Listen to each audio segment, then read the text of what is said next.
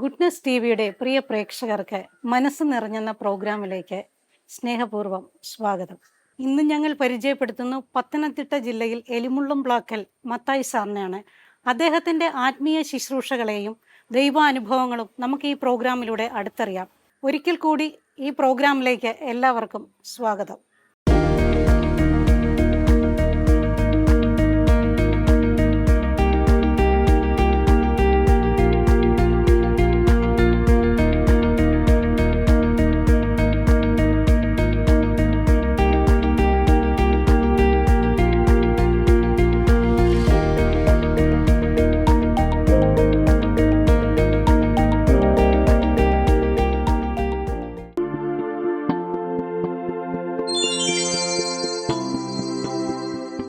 Goodness ടിവിയുടെ മനസ്സ് നിറഞ്ഞെന്ന പ്രോഗ്രാമിലേക്ക് സാറിനും കുടുംബത്തിനും സ്വാഗതം. ഗുഡ്നസ് ടിവിയുടെ പ്രേക്ഷകർക്ക് വേണ്ടി സാറിനെ ഒന്ന് പരിചയപ്പെടുത്താമോ? എൻ്റെ പേര് മത്തായി NG. ഞാൻ KSEBയിൽ ഉദ്യോഗസ്ഥനായിരുന്നു. ഇപ്പോൾ വിശ്രമ ജീവിതം നയിക്കുന്നു. എൻ്റെ ഭാര്യ ലീലാമ്മ ഹൗസ് വൈഫാണ്. 3 മക്കൾ. മൂത്ത മോള് സോഫിയൻ മത്തായി, അവൾ UK ജോലി ചെയ്യുന്നു. ഭർത്താവ് കൂടെയുണ്ട്. രണ്ടാമത്തത് മോനാണ്. അവനും UK സുമോജൻ മത്തായിയാണ്. UK തന്നെ ജോലി ചെയ്യുന്നു. ഭാര്യ അവിടെ തന്നെ ഉണ്ട്. ഇളയ മോള് MCA പഠിച്ചു. അവൾ ഇവിടെ വർക്ക് അറ്റ് ഹോമാണ്. അവിടെ അടുത്താണ് കെട്ടിച്ചിരിക്കുന്നത്. ഭർത്താവ് എറണാകുളത്ത് ജോലി ചെയ്യുന്നു. അപ്പോൾ മിക്ക ദിവസങ്ങളും ഇവിടെയാണ്, വീട്ടിൽ മറ്റാരും ഇല്ലാത്തതുകൊണ്ട്. പിന്നെ മൂത്ത മോളുടെ മോനും ഞങ്ങളുടെ കൂടെയാണ് താമസിക്കുന്നത്. സാറിൻ്റെ ബാല്യകാലം ഒന്ന് ഓർത്ത് പറയാമോ? എൻ്റെ 5ാമത്തെ വയസ്സിൽ അമ്മ മരിച്ചതാണ്. പിന്നെ അമ്മയില്ലാതെയാണ് ജീവിച്ചത്. അത് കഴിഞ്ഞിട്ട് ഹൈസ്കൂൾ വിദ്യാഭ്യാസം വരെ ഞങ്ങളുടെ ഇവിടെ അടുത്തുള്ള സ്കൂളിൽ തന്നെയായിരുന്നു. അതിനുശേഷം KGC ഇലക്ട്രിക്കൽ എഞ്ചിനീയറിങ് പത്തനംതിട്ടയാണ് പോയി പഠിച്ചത്. അന്ന് ഇവിടെ നിന്ന് നടന്നു പോയൊക്കെയാണ് പഠിച്ചത്. അതിനുശേഷം ഞാൻ ചെറിയ രീതിയിൽ ട്യൂഷൻ സെൻറ്റർ തുടങ്ങി. ഞാൻ ട്യൂഷൻ പഠിപ്പിച്ചുകൊണ്ടിരുന്നു. അതിൻ്റെ ഇടയ്ക്ക് തന്നെ ഞാൻ ഡിഗ്രി വരെ തന്നെ പഠിച്ചു. അത് കഴിഞ്ഞിട്ട് ഒരു 1995 നവീകരണത്തിലേക്ക് വരാൻ ഒരു സാഹചര്യം ഉണ്ടായി. മലങ്കര സഭയിലെ ഒരു സജീവ സാന്നിധ്യമാണ് സാറെന്ന് കേട്ടിട്ടുണ്ട് ശുശ്രൂഷകളിൽ. ഇപ്പോൾ രൂപതയിലെയും ഇടവകയിലെയും ശുശ്രൂഷകളൊക്കെ എന്തൊക്കെയാണ്? സൺഡേ സ്കൂളിൽ ഞാൻ 44 കൊല്ലം കൊണ്ട് പഠിപ്പിക്കുന്നുണ്ട്. അതൊരു സുവിശേഷ പ്രവർത്തനമായിട്ടാണ് ഞാൻ കരുതുന്നത്. നീ സുവിശേഷം പ്രസംഗിക്കുന്നെങ്കിൽ, പൗലോസ്ലീഹയുടെ വചനം കടമെടുത്താൽ, സുവിശേഷം പ്രസംഗിക്കുന്നെങ്കിൽ നിനക്ക് അഭിമാനിക്കാവുന്നില്ല, സുവിശേഷം പ്രസംഗിക്കുന്നില്ലെങ്കിൽ നിനക്ക് കഷ്ടം. അപ്പോൾ അതുകൊണ്ട് ആ ഒരു മനോഭാവത്തോടു കൂടി ഞാൻ സൺഡേ സ്കൂൾ കുട്ടികളെ പഠിപ്പിക്കുന്നുണ്ട്. ഇപ്പോൾ 44 കൊല്ലമായി. കഴിഞ്ഞ കൊല്ലം രൂപതയിൽ നിന്ന് പ്രത്യേകിച്ച് ഒരു പ്രശംസാ പത്രമൊക്കെ കിട്ടി, വിളിച്ച് ആദരിക്കുകയൊക്കെ ചെയ്തു. അത് കഴിഞ്ഞിട്ട് വിൻസെൻ്റ് പോൾ സൊസൈറ്റിയുടെ പ്രവർത്തനത്തിൽ സജീവമാണ്. പാവങ്ങളെ സഹായിക്കാൻ കഴിയുന്നത്ര ശ്രമിക്കുന്നുണ്ട്. സുവിശേഷ സംഘത്തിൽ പ്രത്യേകിച്ച് തിരഞ്ഞെടുക്കുകയും പ്രത്യേകിച്ച് അവർക്ക് പരിശീലനം നൽകുകയും ചെയ്തു. പിന്നെ MCAയിലെ സജീവ പ്രവർത്തനമാണ്. അപ്പോൾ ദേവാലയത്തിലെ മറ്റു പ്രവർത്തനങ്ങളിലെല്ലാം സജീവമായി പങ്കെടുക്കുന്നുണ്ട്. സാറേ, വചനത്തോട് ബന്ധമുള്ള ഒരു വ്യക്തിയെന്ന നിലയിലും ദൈവാനുഭവമുള്ള വ്യക്തിയെന്ന നിലയിലും 40 വർഷത്തെ സൺഡേ സ്കൂൾ അധ്യാപനത്തിൽ ഇന്ന് ഉള്ള എക്സ്പീരിയൻസ് ഒന്ന് ഷെയർ ചെയ്യാമോ? 40 കൊല്ലം മുമ്പ് നമ്മളോട് വിധേയത്വം കാണിക്കുന്നവരായിരുന്നു. നമ്മൾ പറയുന്ന കാര്യം അതേപടി അത് സ്വീകരിക്കുകയും അത് പ്രവർത്തിക്കാനെ കൊണ്ട് അവർക്കൊരു സന്മനസ്സുണ്ടായിരുന്നു. ഇന്ന് കുട്ടികളോട് പറയുമ്പോൾ അവർക്ക് ഇതിനകത്തൊരു വിമുഖതയുള്ളത്. എന്നാലും കിട്ടുന്ന സാഹചര്യത്തിൽ അവർക്ക് വിശുദ്ധ കുർബാനയെക്കുറിച്ചും അതിൻ്റെ ആ വിലയെക്കുറിച്ചും വചനത്തെക്കുറിച്ചും ഊന്നി പറയാറുണ്ട്. അത് അവരുടെ മനസ്സിലേക്ക് ആഴത്തിൽ പതിയത്തക്ക രീതിയിൽ ഞാൻ പരമാവധി പരിശ്രമിക്കുന്നുണ്ട്. സാറിന് പരിശുദ്ധ കുർബാനയോടുള്ള തീവ്രമായ ഭക്തിയെക്കുറിച്ച് ഞാൻ കേട്ടിട്ടുണ്ട്. ഈ സ്നേഹം, ക്രിസ്തുവിനെ കുർബാനയിൽ അനുഭവിച്ചറിഞ്ഞ സ്നേഹം മറ്റുള്ളവരുമായി പങ്കുവെക്കുവാൻ സാധിച്ചിട്ടുണ്ടോ? ഈ തീവ്രമായ സ്നേഹം ഒരു പെട്ടെന്നുണ്ടായ ഒന്നല്ല. എൻ്റെ 10ാമത്തെ വയസ്സ് വരെ ഞാൻ ഓർത്തഡോക്സ് പാരമ്പര്യത്തിലുള്ള ആളായിരുന്നു. അതിനുശേഷം 10ാമത്തെ വയസ്സിന് ശേഷം കത്തോലിക്ക സഭയിലേക്ക് വന്നു. ഒരു 22 വയസ്സ് വരെ അങ്ങനെ പള്ളിയിൽ തുടർച്ചയായിട്ട് പോകുന്ന സ്വഭാവമൊന്നുമല്ല, പോകും എന്നുള്ള ഒരു രീതിയിൽ ജീവിച്ചു. എന്നാൽ അത് കഴിഞ്ഞതിന് ശേഷം നമ്മുടെ ദേവാലയത്തിലുള്ള കൺവെൻഷനുകൾ അതുപോലുള്ള പ്രസംഗങ്ങളൊക്കെ കേൾക്കാൻ തുടങ്ങിയപ്പോൾ ഒരു കുർബാനയോടൊരു ഒരു ആകർഷണം എനിക്ക് തോന്നി. അതിനുശേഷം എനിക്ക് ഒരു 35 വയസ്സ് പ്രായമുള്ളപ്പോൾ, അതുവരെ പള്ളിയിൽ തന്നെ കാറ്റഗിസം പഠിപ്പിക്കുന്നതുകൊണ്ട് പിള്ളേർക്കൊരു മാതൃകയാകണമല്ലോ. അതുകൊണ്ട് എല്ലാ ദിവസവും പള്ളിയിൽ പോകുന്ന ഒരു രീതിയിലേക്ക് പോയി. എന്നാലും കുമ്പസാരിക്കുകയോ അങ്ങനെ തുടർച്ചയായിട്ട് കുർബാന സ്വീകരിക്കുകയോ ചെയ്യുന്ന ഒരു സ്വഭാവമില്ല. അതിനെക്കുറിച്ചൊരു ബോധ്യമില്ലായിരുന്നു. എന്നാൽ 1995 എനിക്ക് 34 വയസ്സ് പ്രായമുള്ളപ്പോൾ ഡിവൈനിലൊരു ധ്യാനം കൂടി. അപ്പോൾ അവിടെ കുർബാനയെക്കുറിച്ച് കേട്ടപ്പോൾ എനിക്കതിനോടൊരു ആകർഷണം തോന്നി. അതിനെക്കുറിച്ച് കുറച്ചുകൂടെ അടുത്ത് വരാനുള്ള ഒരു തോന്നലുണ്ടായി. നല്ലൊരു കുമ്പസാരം നടത്തി അവിടെ വെച്ച് അത് കഴിഞ്ഞിട്ട് കുർബാനയുമായിട്ട് ബന്ധപ്പെടണമെന്നുള്ളൊരു താല്പര്യമുണ്ടായി. അപ്പോഴാണ് കാർമല പള്ളിയിൽ ഇവിടെ അടുത്ത് നമ്മുടെ പ്രൊഫസർ മാത്യു സാറിൻ്റെ ഒരു ക്ലാസ് ഉണ്ടായിരുന്നു കുർബാനയെക്കുറിച്ച്. അതെന്നെ വളരെയേറെ സ്വാധീനിച്ചു. അതിൽ പ്രധാനമായിട്ടും പറഞ്ഞത്, നിങ്ങൾ കുർബാന സ്വീകരിക്കുന്നെങ്കിൽ ഇല്ലെങ്കിൽ നിങ്ങൾക്ക് ജീവനില്ല. നിങ്ങൾക്ക് അവിടുന്ന് യേശു ജീവൻ്റെ അപ്പമാണ്. ഈ അപ്പം തിന്നില്ല എങ്കിൽ നിങ്ങൾക്ക് ജീവനില്ല. അപ്പോൾ തന്നെ കൊറിന്തോസുകാർക്ക് എഴുതിയ ലേഖനത്തിൽ 11-29 പറയുന്നുണ്ട്, നിങ്ങൾ ഈ ശരീരത്തെ വിവേചിച്ചറിയാതെ ഈ അപ്പം ഭക്ഷിച്ചാൽ നിങ്ങൾ നിങ്ങളുടെ തന്നെ ശിക്ഷാവിധിയാണ് വരുത്തി വയ്ക്കുന്നത്. നിങ്ങളിൽ പലരും രോഗികളും ദുർബലരും മരിച്ചു പോകാൻ കാരണം ഈ അപ്പം യോഗ്യതയോടെ ഭക്ഷിക്കാഞ്ഞതാണ്. അപ്പോൾ എൻ്റെ മനസ്സിലൊരു പെട്ടെന്നൊരു ഒരു പ്രയാസമുണ്ടായി. ഇത് ഭക്ഷിച്ചില്ലേ ജീവനില്ല, ഭക്ഷിക്കുമ്പോൾ യോഗ്യതയോടുകൂടി ഭക്ഷിക്കുകയും വേണം. അപ്പോൾ അതുകൊണ്ട് അതിനെക്കുറിച്ചുള്ളൊരു ഒരുക്കത്തിലേക്ക് വന്ന് ഒരു കുമ്പസാരത്തിലേക്ക് വന്ന് നല്ലൊരു കുമ്പസാരം നടത്തി അതിനുശേഷം കുർബാന സ്ഥിരമായിട്ട് സ്വീകരിക്കാൻ തുടങ്ങി.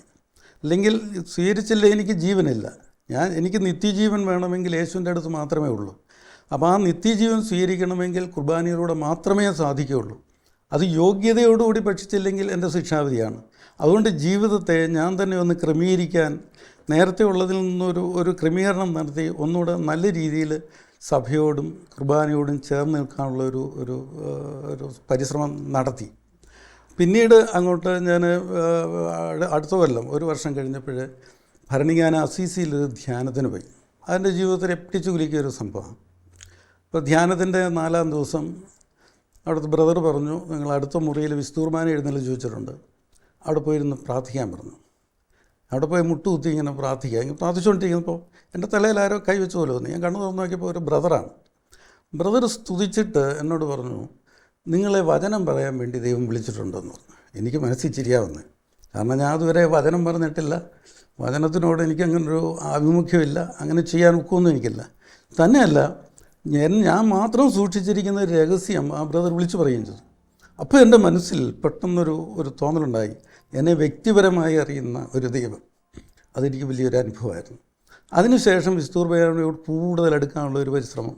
കാരണം എന്നെ വ്യക്തിപരമായി അറിയുന്ന ദൈവം, എന്നെ കാത്തിരിക്കുന്ന ഒരു ദൈവം, ദേവാലയത്തിൽ എനിക്ക് വേണ്ടി മാത്രം കാത്തിരിക്കുന്ന ഒരു ദൈവം, ആ ദൈവത്തെ തള്ളിക്കളഞ്ഞുകൊണ്ടൊരു ജീവിതം ഞാൻ ആഗ്രഹിക്കുന്നില്ല എന്നുള്ളത് തോന്നലുണ്ടാകുകയും വിസ്തുർബാനയോട് കൂടുതൽ അടുക്കുകയും ചെയ്തു. അപ്പോൾ അന്ന് തൊട്ട് എൻ്റെ ഒരു ആഗ്രഹം എല്ലാ ദിവസവും വിസ്തുർബാനയ്ക്ക് പോകണം എന്നുള്ള ഒരാഗ്രഹമാണ്. അപ്പോൾ ഞാൻ നേരത്തെ തൊട്ട് തന്നെ ട്യൂഷൻ എടുക്കുമായിരുന്നു. ട്യൂഷൻ എന്ന് പറയുന്ന ഇവിടുത്തെ കൂടുതൽ പിള്ളേരെ ഞാൻ പഠിപ്പിച്ചിട്ടുള്ള. അപ്പോൾ രാവിലെ 6:30 കുട്ടികൾ വരും. അപ്പോൾ അവരെ പഠിപ്പിക്കണം. അതുകൊണ്ട് വിസ്തുർബാനയ്ക്ക് പോകാൻ ഉള്ള ഒരു തടസ്സം ഉണ്ടായിരുന്നു. എന്നാൽ ഈ കൊല്ലം ഞാൻ ആ ട്യൂഷനൊക്കെ അങ്ങ് നിർത്തിയിട്ട് ഇപ്പോൾ എല്ലാ ദിവസവും വിസ്തുർബാനയ്ക്ക് പോകുന്നുണ്ട്. അതാണ് വിസ്തുർബാനയെക്കുറിച്ചുള്ള എൻ്റെ ഒരു അനുഭവം. അപ്പോൾ ഈ അടുത്ത കാലത്ത് നമ്മുടെ പള്ളിയിലെ അംഗമായിരുന്നു. അവർ ബന്ദിക്കോസിലേക്ക് ഒരു പ്രത്യേക സാഹചര്യത്തിൽ പോയി. തിരിച്ചവർ നമ്മുടെ സഭയിലേക്ക് കത്തോലിക്ക സഭയിലേക്ക് വരാൻ ആഗ്രഹിച്ചു. അപ്പോൾ അച്ഛൻ പറഞ്ഞൊരു കാര്യം ചെയ്യും, അവർക്ക് ഒരു കുമ്പസാരത്തെക്കുറിച്ചും കുർബാനയെക്കുറിച്ചും ഒരു ക്ലാസ് എടുത്തു കൊടുക്കണമെന്ന് പറഞ്ഞു. അവരെ ഒരുക്കാൻ പറഞ്ഞു. അപ്പം ഞാൻ എൻ്റെ വിചാരം വന്നത്, എനിക്കതിനെക്കുറിച്ച് വലിയ അറിവൊന്നും ഇല്ല എന്നുള്ളൊരു ധാരണ എനിക്കുണ്ടായിരുന്നു. അതുകൊണ്ട് അവരോട് 2 മണിക്കൂറെങ്കിൽ ഞാനൊന്ന് പഠിപ്പിച്ചു വിടാമെന്ന് പറഞ്ഞു. അപ്പോൾ ഞാൻ ആദ്യത്തെ ദിവസം 2 ദിവസം പഠിപ്പിച്ചു കഴിഞ്ഞപ്പോൾ എൻ്റെ മനസ്സിലേക്ക് വന്നത് യോഹന്നാന്റെ സുവിശേഷം 6-ാം അധ്യായം. 6-ാം അധ്യായത്തിൽ 3 കാര്യങ്ങൾ പറയുന്നു. പലപ്പോഴും നമ്മൾ വായിച്ചു വിട്ടിട്ടുള്ള ഒരു കാര്യമാണ്. 1, യേശു വെള്ളത്തിന്മേൽ നടക്കുന്നു. 2, അപ്പം വർദ്ധിപ്പിക്കുന്നു. 3, വിശുദ്ധ കുർബാനയെക്കുറിച്ചുള്ള കർത്താവിൻ്റെ പഠിപ്പിക്കലാണ്. അപ്പോൾ 1, അപ്പം വർദ്ധിപ്പിക്കുന്നു എന്ന് പറയുമ്പോൾ അതിനെക്കുറിച്ച് ഞാൻ ധ്യാനിച്ചപ്പോൾ എൻ്റെ മനസ്സിലേക്ക് വന്നത് ഇതാണ്. യേശുവിന് അപ്പത്തിനെ ഏത് രൂപത്തിലേക്കും മാറ്റാൻ കഴിയും. ഒരപ്പം യേശുവിൻ്റെ മുമ്പിൽ കയ്യിൽ കൊടുത്താൽ ആ അപ്പത്തെ ഏത് രൂപത്തിലേക്കും മാറ്റാൻ കഴിയും. 2, യേശു വെള്ളത്തിന്മേൽ നടക്കുന്നു എന്ന് പറയുമ്പോൾ യേശുവിൻ്റെ ശരീരത്തിനെ ഏത് രൂപത്തിലേക്ക് യേശുവിന് മാറ്റാൻ കഴിയും, ഏത് രൂപത്തിലേക്ക് മാറ്റാം. അപ്പോൾ ഇത് രണ്ടും കൂടെ ചേർത്ത് നമ്മൾ വായിക്കുമ്പോൾ യേശു വിശുദ്ധ കുർബാനയിൽ അപ്പമായി വരാൻ എളുപ്പമാണ്. അതിനുശേഷമാണ് യേശു വിശുദ്ധ കുർബാനയെക്കുറിച്ച് പഠിപ്പിക്കുന്നത്. അപ്പോൾ ഈ 3 കാര്യങ്ങൾ എൻ്റെ മനസ്സിലേക്ക് വന്നപ്പോൾ വിശുദ്ധ കുർബാനയെക്കുറിച്ച് പിന്നെ എനിക്ക് കൂടുതൽ തീക്ഷ്ണതയായി. അതാ സഹോദരന്മാരോട് ഞാൻ പറഞ്ഞിട്ട് അപ്പോൾ ഒരാളിരുന്ന് കരഞ്ഞു. അവർക്ക് ആ വിശ്വാസം വിട്ടുപോയാലുള്ള സങ്കടമായിരിക്കാം. അപ്പം അങ്ങനെ ആ വിശുദ്ധ കുർബാനയെക്കുറിച്ച് അവരെ പഠിപ്പിക്കുകയും അതെൻ്റെ ജീവിതത്തിൽ, ഞാനിപ്പോൾ എൻ്റെ ജീവിതത്തിൽ പകർത്താത്ത ഒരു കാര്യം ഞാൻ പഠിപ്പിക്കുന്നതിൽ അർത്ഥമില്ലല്ലോ. അപ്പോൾ വിശുദ്ധ കുർബാനയോടുള്ള കുറച്ച് കൂടുതൽ ഒരു അടുപ്പം എനിക്കുണ്ടായി. അപ്പോൾ വിശുദ്ധ കുർബാന, നമ്മുടെ എല്ലാ പ്രശ്നങ്ങൾക്കും പരിഹാരം വിശുദ്ധ കുർബാനയുണ്ട്, അൾത്താരയിലുണ്ട്. അൾത്താരയിൽ നമുക്ക് പരിഹാരം കിട്ടാത്ത ഒരു പ്രശ്നത്തിനും നമുക്ക് ഈ ലോകത്ത് ഒരിടത്തും പരിഹാരം കിട്ടത്തില്ല. കാരണം നമ്മുടെ പ്രശ്നങ്ങൾക്ക് പരിഹാരം തരാൻ വേണ്ടി തമ്പുരാൻ നമുക്കൊരുക്കി തന്നിരിക്കുകയാണെന്നാണ് വിശുദ്ധ കുർബാന. അവിടേക്ക് യേശു യഥാർത്ഥമായിട്ട് അപ്പമായും ഇറങ്ങി വരികയാണ് നമുക്ക് ഭക്ഷണമായി തീരാൻ. അപ്പോൾ അതിനോട് എനിക്ക് വലിയൊരു ആഭിമുഖ്യം ഉണ്ടായി. ഇപ്പോൾ പിന്നീട് ഒരു കുടുംബത്തോടെ ഇപ്പോൾ ബെന്തിക്കോസിൽ നിന്ന് തിരിച്ച് നമുക്ക് വന്നു. അവർക്ക് ഞാൻ ഇപ്പോൾ ക്ലാസ് എടുത്തുകൊണ്ടിരിക്കുകയാണ്. ഇപ്പോൾ 4 ദിവസം ക്ലാസ് എടുത്തു, ഇനിയും ക്ലാസ് എടുക്കാറുണ്ട്. അപ്പോൾ അതിനുവേണ്ടി അച്ഛൻ എന്നെയാണ് പ്രയോജനപ്പെടുത്തുന്നതെന്ന് കാണുമ്പോൾ എൻ്റെ ആത്മീയ വളർച്ചയ്ക്ക് അത് കൂടുതൽ സഹായമാണ്. സാറേ, നിരന്തരം നമ്മൾ ദൈവമായിട്ടൊരു ബന്ധത്തിലായിരിക്കുമ്പോൾ നമ്മുടെ ജീവിതത്തിൽ ദൈവാനുഭവം ഉണ്ടാകാറുണ്ട്. സാറിൻ്റെ ജീവിതത്തിൽ ഓർത്തെടുക്കാവുന്ന ഒരു ദൈവാനുഭവം പങ്കുവയ്ക്കാമോ? എൻ്റെ ജീവിതത്തിൽ വലിയ സംഭവങ്ങളൊന്നും നടന്നിട്ടില്ല, കൊച്ചു കൊച്ചു സംഭവങ്ങൾ മാത്രമേ ഉള്ളൂ. കാരണം നിയമാവർത്തന പുസ്തകം 43:2 പറയുന്നത്, നീ സമുദ്രത്തിലൂടെ കടന്നു പോകുമ്പോൾ ഞാൻ നിൻ്റെ കൂടെ ഉണ്ടായിരിക്കും, നദിയിലൂടെ കടക്കുമ്പോൾ നദി എന്നെ മുക്കിക്കളയില്ല, അഗ്നിയിലൂടെ കിടക്കുമ്പോൾ അഗ്നി നിന്നെ ദഹിപ്പിക്കുകയില്ല, ജ്വാല നിനക്ക് പൊള്ളലേൽപ്പിക്കുകയില്ല. അതൊരു അനുഭവം എനിക്കുണ്ട്. എന്നാലും ചെറിയ ചെറിയ സംഭവങ്ങളുണ്ട്. ഞാൻ മീറ്റർ റീഡറായിട്ട് ജോലി ചെയ്യുമ്പോൾ ബൈക്ക് എവിടെയെങ്കിലും എടുത്ത് കൊണ്ടുവച്ചിട്ട് നടന്നു പോയി ഓരോ വീടും സന്ദർശിച്ചാണ് റീഡിങ് എടുക്കുന്നത്. ഈ പോകുന്ന വഴിക്ക് ഒന്നീ ഒരു ജപമാലയോ അല്ലെങ്കിൽ ഒരു പ്രാർത്ഥനയോ സ്വർഗസ്നായ പിതാവയോ ഒന്നീ ചൊല്ലിക്കൊണ്ടുപോകും, അല്ലെങ്കിൽ ഏതെങ്കിലും ഒരു വചനം മനസ്സിൽ ധ്യാനിച്ചുകൊണ്ട് പോവുക ഒരു സ്വഭാവമാണ്. അങ്ങനെയാണ് സാധാരണ ചെയ്യുന്നത് എല്ലാ വീട്ടിൽ ചെല്ലുമ്പോൾ. അപ്പോൾ ഓരോ വീട്ടിൽ ചെല്ലുമ്പോൾ എനിക്ക് പട്ടിയെ വളരെയേറെ ശ്രദ്ധിക്കും, എവിടെയെങ്കിലും കിടപ്പുണ്ടോ കടിക്കുമോ എന്നുള്ളത്. ഞാൻ അങ്ങനെ ഒരു വീട്ടിൽ ചെല്ലുമ്പോൾ ഞാൻ പല മാസങ്ങളായി അവിടെ ചെല്ലുന്നതാണ്. ഒരു പട്ടിയെ കെട്ടിയിട്ടിരിക്കുന്ന ഒരു എരുത്തലിൻ്റെ ഒരു മൂലയ്ക്ക് കെട്ടിയിട്ടിരിക്കുന്നതായിട്ട് എനിക്കറിയാം. ഞാൻ അതിനെ നോക്കിയപ്പോൾ ഇങ്ങനെ കിടക്കുകയാണ്. ഞാൻ കുറച്ചും കൂടെ നടന്നപ്പോൾ ഒരു മുരൾച്ച കേട്ടു. ഞാൻ നോക്കിയപ്പോൾ ഈ പട്ടി കളന്നൊരു ചാട്ടവും അതിൻ്റെ തൊടലും പറിച്ചുകൊണ്ട് എൻ്റെ പുറകെ വരികയാണ്. രക്ഷപ്പെടാൻ ഒരു മാർഗ്ഗമില്ല. ഞാൻ നേരെ നോക്കിയപ്പോൾ ആ വീടിൻ്റെ ആദ്യത്തെ മുറി തുറന്നിട്ടിരിക്കുക. ഞാൻ ചാടി ആ മുറിക്കകത്ത് കയറി. പട്ടി എൻ്റെ കൂടെ ആ മുറി കയറി. അപ്പോൾ നോക്കിയപ്പോൾ അടുത്ത മുറിയൂടെ ഇങ്ങനെ തുറന്നിട്ടേക്കും. ഞാൻ അതിൻ്റെ അകത്ത് കയറി. പട്ടി കൂടെ അവിടെയും കയറി. പിന്നെ എനിക്ക് പോകാൻ മാർഗ്ഗമില്ല. അപ്പോൾ എൻ്റെ കയ്യിൽ ഈ കാർഡ്ബോർഡ് ഇരിക്കുകയാണ്. അത് വെച്ച് ഇതിനെ തടയാം എന്നുള്ള ചിന്ത മനസ്സിൽ വന്നപ്പോൾ തന്നെ എൻ്റെ ഈശോയെ എന്ന് ഞാൻ ഉറക്കെ വിളിച്ചു. അല്ല, എനിക്കൊരു മാർഗ്ഗമില്ല.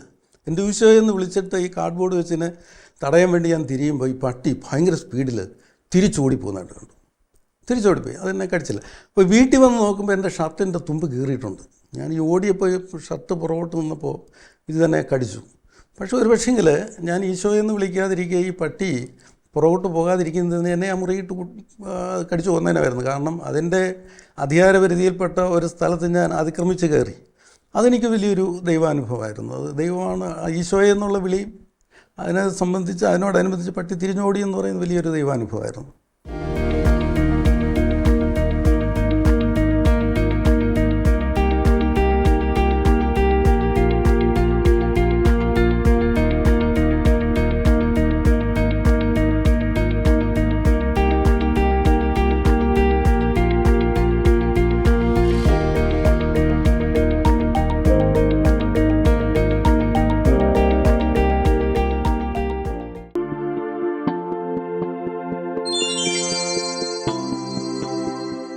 സാറിൻ്റെ പ്രെയർ ഗ്രൂപ്പ് അംഗങ്ങളെ ഒന്ന് പരിചയപ്പെടുത്താമോ? ഇത് ബെന്നി വർഗീസ്, പ്രവാസിയാണ്. ഇപ്പം ഞങ്ങളുടെ ദേവാലയത്തിൻ്റെ ട്രസ്റ്റിയാണ്. അത് മുൻ ട്രസ്റ്റിയാണ്. ദേവാലയത്തിലെ എല്ലാ കാര്യങ്ങളിലും സജീവമായിട്ട് ഇവരെല്ലാം പങ്കെടുക്കുന്നുണ്ട്. അത് ശോമേലുകുട്ടി ദേവാലയത്തിൻ്റെ എല്ലാ കാര്യങ്ങളിലും എന്നോടൊപ്പം നിന്നുകൊണ്ട് പ്രവർത്തിക്കുന്ന ആളാണ്. അത് കുഞ്ഞോളമാമയാണ്. ഞങ്ങൾക്ക് നേരത്തെ ഡിവൈൻ്റെ പോയി ധ്യാനം കൂടി വരുന്നവരെ ഒരുമിച്ച് ചേർത്തുന്ന ഒരു പ്രെയർ ഗ്രൂപ്പ് ഉണ്ടായിരുന്നു. അതിലൊരു സജീവ സാന്നിധ്യമാണ്. ഇപ്പോഴും ഞങ്ങളുടെ പ്രാർത്ഥനാ ഗ്രൂപ്പിൽ സജീവമായിട്ട് പങ്കെടുക്കുന്നു. സാറിനോടൊപ്പമുള്ള നിങ്ങളുടെ ശുശ്രൂഷകളുടെ അനുഭവം ഒന്ന് പങ്കുവയ്ക്കാമോ? ഞങ്ങളുടെ പള്ളിയിലും പ്രാർത്ഥനാ ഗ്രൂപ്പിലും വളരെ സജീവമായിട്ട് പങ്കെടുക്കുന്ന ഒരാളാണ്. നല്ലൊരു സുവിശേഷ പ്രസംഗകനാണ്.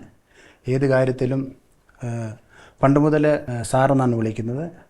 എല്ലാവർക്കും മിക്കവാറുള്ള വീടുകളിലുള്ള എല്ലാ പിള്ളേർക്കും ട്യൂഷൻ എടുത്തിട്ടുണ്ട്. എനിക്കും ട്യൂഷൻ തന്നിട്ടുണ്ട്. ഞാൻ 35 വർഷം വെളിയിലായിരുന്നു. പ്രവാസ ജീവിതമായിരുന്നു.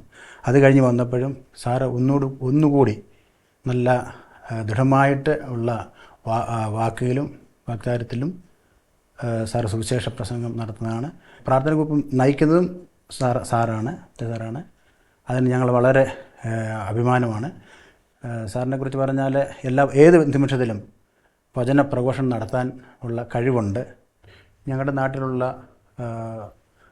കത്തോലിക്കരല്ലാത്ത സമുദായത്തിൽ നിന്നുള്ള ഒരു പ്രാർത്ഥന ഗ്രൂപ്പ് സാർ ലീഡ് ചെയ്യുന്നുണ്ടായിരുന്നു. അതിനകത്ത് പല ദൈവാനുഭവങ്ങളും പലരും എന്നോട് പറഞ്ഞിട്ടുണ്ട്. സാറിന് പറയുന്നതെന്ന് പറഞ്ഞാൽ സാറിനാണെങ്കിൽ ഒരു ഭാരവാഹിയും വഹിക്കാൻ പറയുന്നത് ഇഷ്ടമല്ല എന്ന് പറഞ്ഞാൽ ഞാൻ 2 വർഷത്തിന് മുമ്പ് ഞാൻ പറഞ്ഞിട്ടുണ്ട്, സാറേ ട്രസ്റ്റി ആവുക, സെക്രട്ടറി ആവുക. അന്നേരം സാറ് പറഞ്ഞത് എനിക്ക് സൺഡേ സ്കൂളിന് പിള്ളേരെ പഠിപ്പിക്കണം, ഇത് ഒരു ബാധകമാണ്, അപ്പം ഞാൻ ചെയ്യത്തില്ല. പിന്നെ ഈ വർഷം സാർ ട്രസ്റ്റി ആയതെന്ന് പറഞ്ഞ് ഞാൻ പറഞ്ഞു സാറ് ഞാൻ എന്ത് വേണേലും ഞാൻ ചെയ്തു തരാം. സാറിന് സൺഡേ സ്കൂൾ പഠിപ്പിക്കുന്നതിന് ദൈവകാര്യങ്ങൾ പറഞ്ഞു കൊടുക്കുന്നതിന് ഒരു ബുദ്ധിമുട്ടുണ്ടാകത്തില്ല. അപ്പോൾ ചില കാര്യങ്ങളൊക്കെ ഞാൻ ചെയ്യുന്നുണ്ട്. സാറിന് പിന്നെ പൈസയൊക്കെ ആണെങ്കിൽ കാണിക്കുകയാണെങ്കിലും ഒക്കെ എണ്ണുവാൻ ഇങ്ങനെയൊക്കെയുള്ള കാര്യത്തിൽ ഞാനാണ് സാറിനെ ഹെൽപ്പ് ചെയ്യുന്നത്. സാറിൻ്റെ ഹെൽപ്പാണ് ചെയ്യുന്നത്. അപ്പോൾ സാറിന് ബാക്കിയുള്ള കാര്യങ്ങളെല്ലാം അറിയാം. ഇവിടെ നാട്ടിലൊരു ബഹുമതിക്കുന്ന ആളാണ് എന്ന് പറഞ്ഞാൽ ഞാൻ നേരത്തെ പോലെ പറഞ്ഞിട്ടുണ്ടല്ലോ എന്ന് പറഞ്ഞാൽ ആരോടും ഒരു വഴക്കനോ ഇന്ന് വരെ പോയിട്ടില്ല, ചെയ്യത്തുമില്ല. ആരെങ്കിലും എന്തെങ്കിലും പറഞ്ഞാലും പറയത്തില്ല. പിന്നെ പള്ളിയിലെ എല്ലാ കാര്യത്തിനും എല്ലാ സംഘടനകളിലും വിൻസെൻ്റ് പോൾ ആണെങ്കിലും MCA, പിന്നെ പള്ളിയുടെ കാര്യത്തിനാണ്, എന്ത് കാര്യത്തിനാണ്, പെരുന്നാൾ എന്ത് കാര്യത്തിനായാലും സാറ് മുൻപന്തിയിലാണ്. ഇത് ഞങ്ങൾക്ക് സാറിനെ പോലുള്ള ഒരാളിനെ ഇവിടെ കിട്ടിയതിൽ വളരെ സന്തോഷിക്കുന്നു.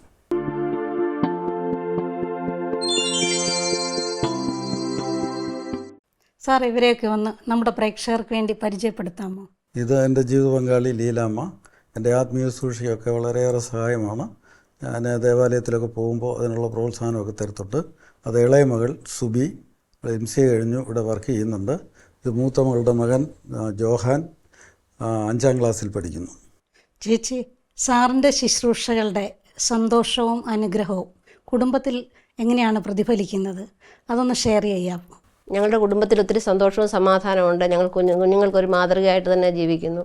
സന്ധ്യയാകുമ്പോൾ ഞങ്ങൾ 7 മണിയോടുകൂടി പ്രാർത്ഥന ആരംഭിക്കും. 8:30 വരെ പ്രാർത്ഥിക്കും.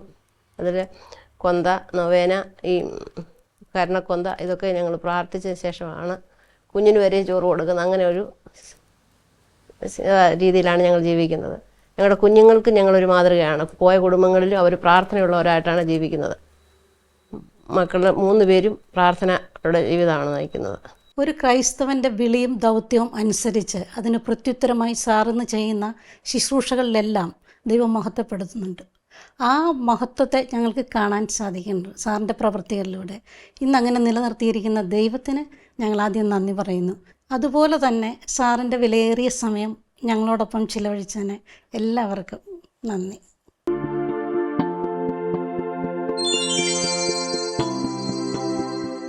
മലങ്കര സുറിയാനി കത്തോലിക്ക സഭയിലെ പത്തനംതിട്ട രൂപതയിലെ ഒരു മലയോര പ്രദേശമാണ് എലിമുള്ളും പ്ലാക്കൽ. അവിടുത്തെ മത്തായി സാറ് എന്ന് പറയുമ്പോൾ ആ ദേവാലയത്തിലെ മാത്രമല്ല ആ പ്രദേശത്തിലെ ഒരു വലിയൊരു വിളക്കാണ്. സാറ് ദീർഘകാലം സൺഡേ സ്കൂളും അതോടൊപ്പം തന്നെ കുട്ടികളെ ട്യൂഷൻസ് ഒക്കെ പഠിപ്പിക്കുന്ന ഒരു സാറാണ്. 45 വർഷത്തോളം സൺഡേ സ്കൂൾ ഇടവകയിൽ പഠിപ്പിക്കുന്നു. നമുക്കറിയാം, വചനത്തിൽ അധിഷ്ഠിതമായിട്ടുള്ള ഒരു ജീവിതം നയിക്കുന്ന വ്യക്തികൾക്ക് മാത്രമേ അത് പകർന്നു കൊടുക്കുവാനായിട്ട് സാധിക്കുകയുള്ളൂ. അതോടൊപ്പം തന്നെ ഇടവകയുടെയും സഭയുടെയും പൊതുവായിട്ടുള്ള കാര്യങ്ങൾ, അസംബ്ലിയുടെയൊക്കെ സമയത്ത് പല ദേവാലയങ്ങളിലും ക്ലാസ് എടുക്കാനായിട്ട് സാറ് പോവുകയും അതോടൊപ്പം തന്നെ നമ്മുടെ നോമ്പുകാല പ്രസംഗങ്ങൾ, സുവിശേഷ സംഘത്തിൻ്റെ പ്രോഗ്രാമുകൾക്ക് എല്ലാം മനോഹരമായ രീതിയിൽ ക്ലാസ്സുകൾ എടുക്കുന്നു. അതിലപ്പുറമായിട്ട് അതിൽ ജീവിക്കുന്നു. എല്ലാ ദിവസവും വിശുദ്ധ കുർബാനയ്ക്ക് പോകുന്ന സാറാണ്. ഇടവകയുടെ ട്രസ്റ്റിയായിട്ട് സെക്രട്ടറിയായിട്ടൊക്കെ വർഷങ്ങളായിട്ട് ശുശ്രൂഷ ചെയ്യുന്നു. കഴിഞ്ഞിടയ്ക്ക് പിതാവ് പ്രത്യേകമായിട്ട് അഭിനന്ദിച്ചു. 44 വർഷം സൺഡേ സ്കൂൾ പഠിപ്പിക്കുന്ന അധ്യാപകൻ എന്ന നിലയിൽ പിതാവ് പ്രത്യേകമായിട്ടും അഭിനന്ദിച്ചിരുന്നു. അപ്പോൾ ആ പ്രദേശത്തിന് വലിയൊരു അനുഗ്രഹമാണ്, സഭയ്ക്ക് വലിയ അനുഗ്രഹമാണ്. ഞങ്ങൾ വൈദികരൊക്കെ കൂടുമ്പോൾ പറയും, ഇതുപോലെയുള്ള സാറുമാർ നമ്മുടെ ദേവാലയത്തിലുണ്ടെങ്കിൽ ഇടവകയ്ക്ക് വലിയൊരു അനുഗ്രഹവും അഭിമാനവുമാണ്. തീർച്ചയായിട്ടും ഞങ്ങളെല്ലാവരും സാറിൻ്റെ ജീവിതത്തിൽ സന്തോഷിക്കുന്നു. എല്ലാ ദൈവാനുഗ്രഹവും നേരുന്നു.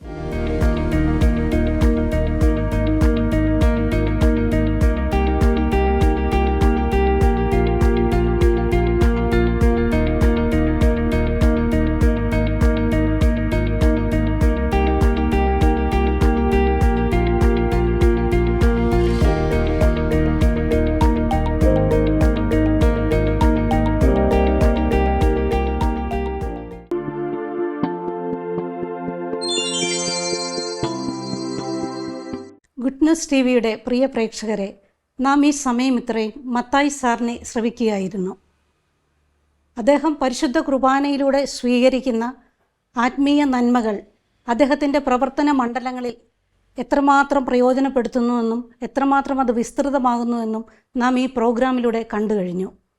ഇതെല്ലാവർക്കും ഒരു പ്രചോദനമാകട്ടെ. മറ്റൊരു എപ്പിസോഡിൽ നമുക്ക് മറ്റൊരു വ്യക്തിയുടെ വിശേഷമായി കണ്ടുമുട്ടാം. നന്ദി, നമസ്കാരം.